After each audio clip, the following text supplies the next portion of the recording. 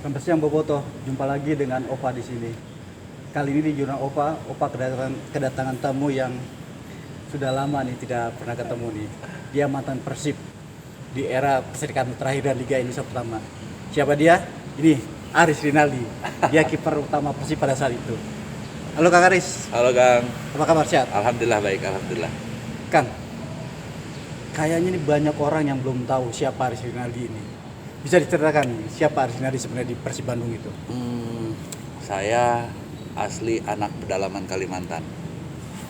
Pada saat usia 16 tahun, saya kepilih untuk untuk masuk ke diklat sepak bola PSSI yang kebenaran posisinya itu ada di Medan.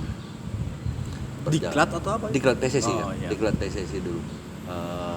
Berjalan waktu sampai selesai, saya ditawarin main di PSMS.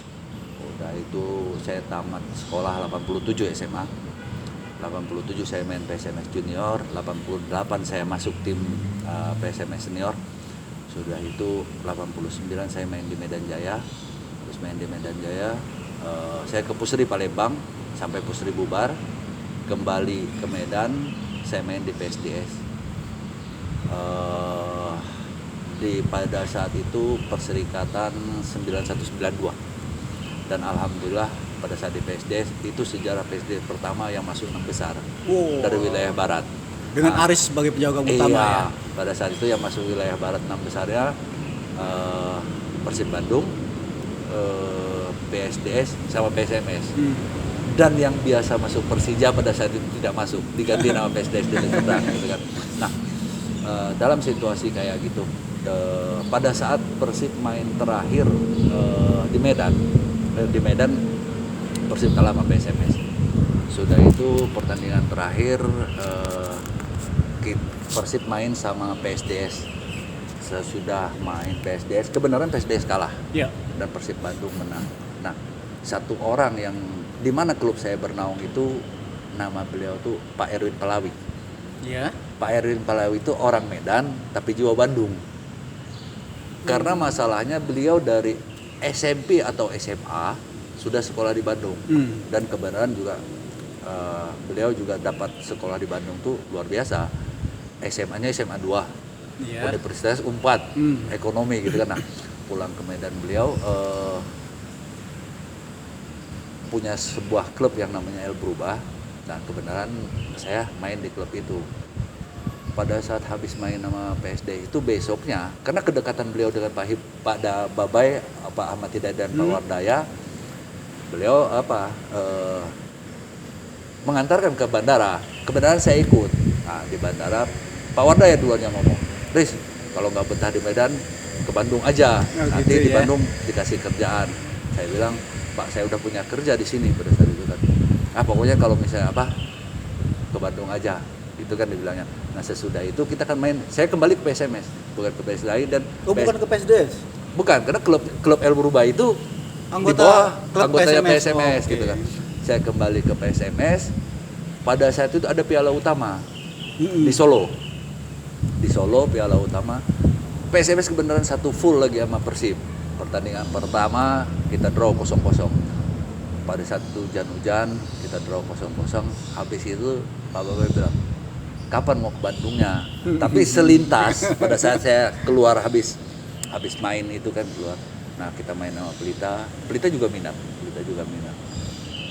Pelita juga minat sama saya. Sampai lah pulang ke Medan. Pada saat pulang ke Medan, kayaknya sih kalau mau lebih besar harus keluar kan gitu kan. Nah, Pak Erwin bilang, "Oke, kamu cobalah cari klub yang lain." Tapi surat kan masih tinggal. Karena pada saat zaman dulu kita tidak gampang untuk pindah. Ada opsi klub sebelumnya itu untuk menahan kita selama 2 tahun. 2 tahun itu ya. 2 tahun gitu kan. Saya datang ke Jakarta, sempat bicara sama Pelita. Pada saat itu Pelita kan ada Listianto Raharjo. Ada Bang Doni juga, saya bicara sama mereka. Udah itu Doni Latuparisa. dari Latuparisa. Iya. Ya, udah itu saya datang ke Bandung. Jadi ke Pelita dulu baru ke Bandung ya. Nah, ke Bandung. Udah saya datang ke Bandung. Pada saat itu Piala Wartawan kalau nggak salah. Kebenaran PSMS final sama Persib di Bandung. Oh gitu. PSM final sama Persib di Bandung. Saya ketemu Pak Ahmad Hidayat. Pak Ahmad Hidayat bilang, gimana Dis? Udah Pak, saya main di Bandung gitu kan. Bandung memang luar biasa ya. Pada saat saya sampai saya udah dikasih uang gitu kan. Tapi surat nggak ada. Tapi surat pindah nggak ada. Apa uang tanda jadi ya? Bukan uang tajam ya, uang untuk jalan-jalan lah. Pada saat itu kan nilai 3 juta kan besar sekali kan. Tahun 91 itu. Udah uang untuk jalan-jalan lah sama di Bandung gitu kan. Udah dikasih uang itu. Saya nggak tahu nih ceritanya. Gimana? Di sini juga saya ditawarin untuk masuk klub pada saat itu Pak klubnya namanya Panghegar kalau nggak salah. Panghegar. Yang punya orang yang punya bakso Panghegar. Oh iya. Panghegar. Nah, tapi kayaknya Pak Ahmad Hidayat pada saat itu pengen saya di Pemda Jabar. Udah di sini udah ngomong, di sini udah apa? Saya kan punya tugas untuk ambil surat pindahnya dari ke Medan gitu kan. Udah saya pikir saya pulang ke Medan, Pak Elon itu kasihkan tiket pulang ke Medan. Almarhum untuk kasihkan tiket ke Medan, saya pulang ke Medan. Saya bicara, kalau surat ini dapat, saya bisa kemana-mana nih kan gitu kan, bisa ke Persib, bisa ke tempat lain. Nah, Pak Erwin bilang, mau ngapain kemarin Riz? Mau ambil surat? Oh, suratnya udah aku kirim ke Bandung katanya. Jadi Pak Erwin udah urusin suratnya, tanda tangan PSMS, tanda tangan apa? Asprop pada saat itu Komda PSSI ya, Komda PSSI Sumut udah diurusin sama Pak Erwin, suratnya udah dikirimkan ke Pak Babai. Nah itulah jadi saya ada di Bandung. Jadi sengaja tuh Pak Erwin memotong Kompas untuk Aris pindahnya ke Persib bukan ke Pelita gitu. Bukan kemana-mana gitu. Dia memang dari awal dulu dia punya niat saya pengen dia pengen saya ke Persib karena memang kedekatan dia sama Persib tuh. Jadi gimana ya saya bilang Pak Erwin itu orang Palawi, orang Karo ya kalau di sana. Tapi jiwanya tuh udah Bandung banget. DNA juga Bandung juga ya. DNA-nya udah Bandung banget gitu kan. Dan sekarang beliau tinggal di Bandung. Oh gitu? Tinggal di Bandung. Mudah-mudahan nanti Pak Erwin nonton acara ini. Insyaallah. Pris, ketika Aris pindah ke Bandung, sudah tersedia langsung nih kursi buat Aris di Persib, tidak ada lagi misalnya persoalan yang membuat sulit Aris gitu? Belum Kang, kursi itu tidak tersedia. Tapi kebenaran, Aris kan maksudnya di klub Pemda Jabar. Di Pemda Jabar kan pelatihnya Pak Indra Thohir. Nah, pengurusnya pada saat itu Pak Ahmad Hidayat dan kebenaran beliau kan wakil manajer Persib dan manajer Persib kan Pak Wardaya ya, Pak Wardaya atau Pak Ateng lah pada saat itu. Kalau Persikan waktu Pak Ateng. Nah, kita kompetisi disitulah kita di klub itu kita gabung ada Yadi Mulyadi. Yadi Mulyadi kan baru pulang dari apa? Petro ya. Dari Petro. Nah, di tempat lain kan Produta Yudi Guntara kan yang baru pulang dari Persija. Jadi saya Yadi pada saat itu yang baru ya, yang main di di Perserikatan kemarin yang 6 besar kan Gresik juga kan, Persegres dulu masuk 6 besar juga. Kebenaran juga Kang pada saat itu Pemda Jabarnya juara. Juara kompetisi itu juara. Kompetisi internal itu juara. Tapi pada saat berapa kali pertandingan lah kompetisi, saya masih ingat Kang Adeng Hudaya ada buat statement.